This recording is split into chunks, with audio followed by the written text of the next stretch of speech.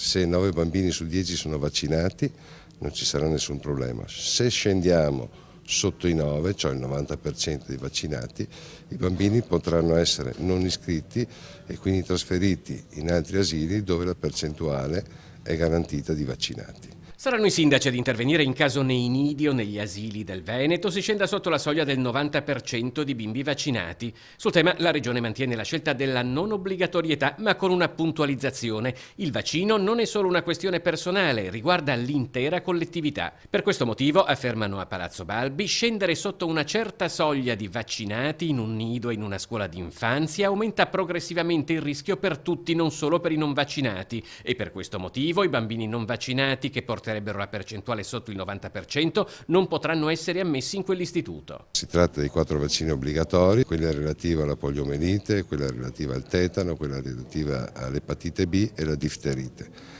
A livello nazionale questi sono i 4 vaccini obbligatori. Il Veneto è l'unica regione con un'anagrafe vaccinale e registra una percentuale del 91,5% per le 4 vaccinazioni obbligatorie, con una tendenza alla crescita che va verso il 93%. La delibera approvata dalla Giunta è immediatamente esecutiva. Noi non intendiamo andare a cancellare quella che è la norma che vige dal 2007, cioè la vaccinazione su base volontaria, ma intendiamo andare a fare informazione scientifica per fare prevenzione.